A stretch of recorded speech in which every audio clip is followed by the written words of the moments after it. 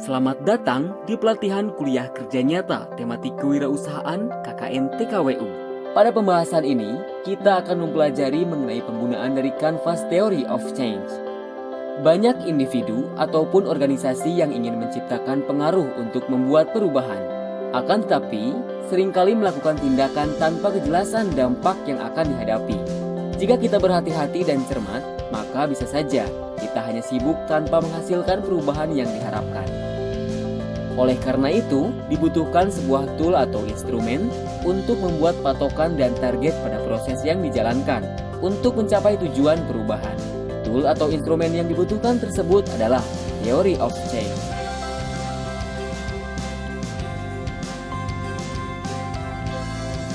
Apa yang dimaksud dengan Theory of Change atau teori perubahan? Theory of Change pada dasarnya adalah deskripsi dan ilustrasi komprehensif tentang bagaimana dan mengapa suatu perubahan diharapkan dapat tercapai pada suatu kondisi tertentu. Theory of Change membantu mempertimbangkan tindakan dan logika dalam usaha mencapai tujuan.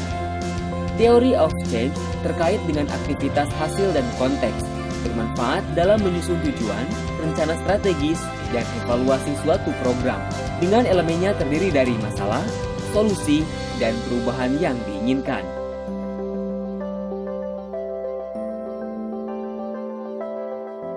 Theory of Change tidak hanya membantu menghubungkan tindakan pada tujuan yang lebih besar, tetapi juga membantu menemukan potensi risiko pada rencana tindakan. Theory of Change membantu memetakan program-program yang berbeda untuk kemudian dipertimbangkan bagaimana cara menghubungkannya antara satu program dengan program lainnya. Theory of Change memetakan program melalui 6 fase. Pertama, perumusan masalah. Kedua, input. Ketiga, kegiatan. Keempat, output. Kelima, outcomes atau hasil. Dan yang terakhir, dampak yang diharapkan.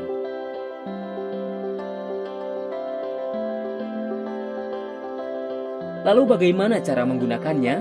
Mulailah dengan mencatat masalah utama yang ingin diselesaikan. Tentukan objek utama yang menjadi sasaran, serta titik pembuka mana atau apakah yang akan dipilih. Selanjutnya, langkah apa sajakah yang perlu diambil agar sampai pada perubahan. Pertimbangkan pula efek apa saja yang dapat diukur dari upaya yang dilakukan. Lalu, apa manfaat lebih luas yang dapat diukur. Maka, tentukan tujuan jangka panjang yang ingin dicapai.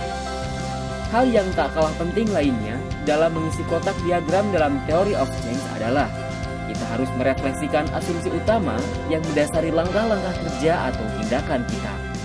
Hal ini akan membantu dalam menemukan potensi risiko atau hubungan antara program-program yang berbeda.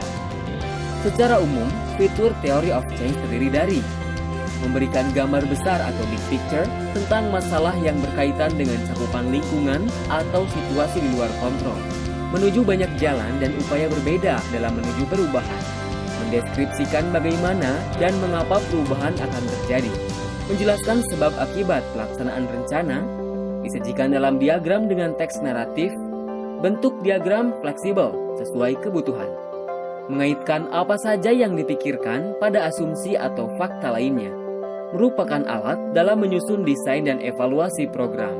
Theory of Change menjadi salah satu persyaratan dalam mendesain program yang efektif serta sebagai panduan. Anda telah menyelesaikan video pembahasan Theory of Change.